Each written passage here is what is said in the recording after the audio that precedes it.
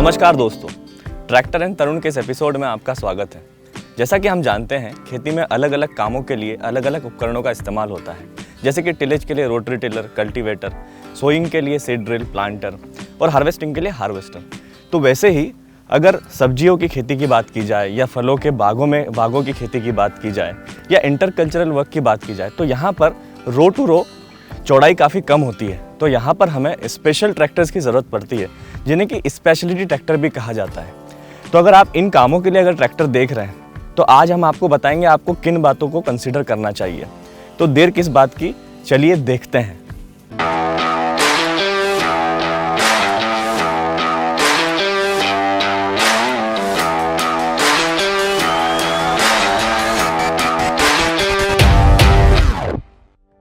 सबसे पहले हमें यह देखना चाहिए कि ट्रैक्टर की चौड़ाई कितनी है। ट्रैक्टर की चौड़ाई आपके काम के अनुरूप होनी चाहिए।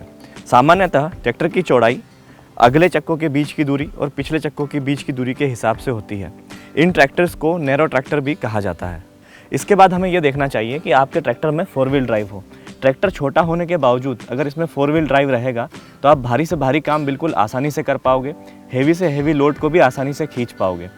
वेटलैंड कंडीशन में हम जानते हैं कि 4 व्हील ड्राइव में ट्रैक्शन अच्छा मिलता है, स्लिपेज कम होता है और प्रोडक्टिविटी बढ़ती है। साथ ही साथ ईंधन की बचत भी होती है। इसके बाद आपको यह देखना चाहिए कि आपके ट्रैक्टर की हॉर्स पावर कितनी होनी चाहिए। हम जानते हैं कि ट्रैक्टर में हॉर्स पावर एक महत्वपूर्ण भूमिका निभाती है। अच्छी हॉर्स पावर होने की वजह से आप वैरायटी ऑफ इम्प्लीमेंट के साथ काम कर सकते हैं। और साथ ही साथ यह भी देखें कि आपके ट्रैक्टर का बैकअप टॉर्क कितना है। अगर बैकअप टॉर्क अच्छा होगा तो आपको ट्रैक्टर की परफॉर्मेंस अच्छी मिलेगी और आपका काम भी बहुत अच्छा होगा। ऑर्चर्ड ट्रैक्टर खरीदते समय यह भी ध्यान दें कि ट्रैक्टर की ग्राउंड क्लियरेंस कितनी है। अगर ग्राउंड क्लियरेंस पर्याप्त मात्रा में होगी तो बर्न क्रॉसिंग करते समय और कृषि के कार्य करते समय आपको कोई अड़चनों का सामना करना नहीं पड़ेगा।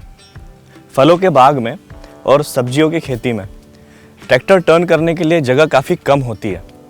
तो हमें यह भी देखना चाहिए कि ट्रैक्टर की टर्निंग रेडियस कितनी है। टर्निंग रेडियस जितनी कम होगी उतना ही कम से कम जगह में आप ट्रैक्टर से टर्न ले पाओगे।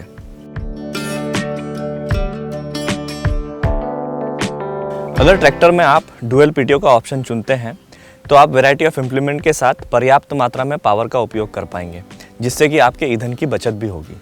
यह भी ध्यान देने वाली बात है कि आपके ट्रैक्टर की लिफ्टिंग कैपेसिटी कितनी है। लिफ्टिंग कैपेसिटी अच्छी होने की स्थिति में आप भारी से भारी इम्प्लीमेंट को आसानी से उठा पाओगे और काम कर पाओगे। अगर आपके ट्रैक्टर में एससीवी का ऑप्शन है तो आप रिवर्सिबल एमवी प्लाऊ जैसे इम्प्लीमेंट के साथ काम कर सकते हैं।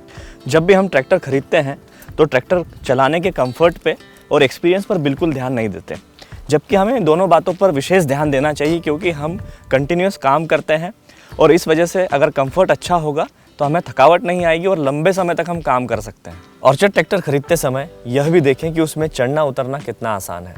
लीवर्स की पोजीशन देखें, उन्हें ऑपरेट करने में हमें आसानी होनी चाहिए।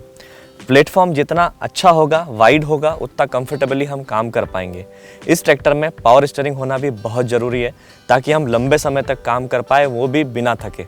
एक और ध्यान देने वाली बात वो है सीट की बनावट और उसका मटेरियल चेक करें, क्योंकि सीट ही ऐसी चीज़ है जिस पे आप घंटों बैठते हैं और अपना काम करते हैं। ये जितनी कंफर्टेबल होगी आप उतना ही काम लंबे समय तक आराम से कर पाओगे। तो दोस्तों, जब भी हम ट्रैक्टर खरीदते हैं तो कुछ बातों को विशेष महत्व देते हैं, लेकिन हम जानते हैं कि ट्रैक्टर से हम कई तरह के कार्य करते हैं। आज के एपिसोड में हमने जिन चीज़ों की बात की, अगर उन बिंदुओं को आप ध्यान में रखकर अपना डिसीजन लेंगे तो एक बहुत अच्छा ट्रैक्टर खरीद पाएंगे। इसी तरह की जानकारी पाने के लिए देखते रहें ट्रैक्टर एंड तरुण।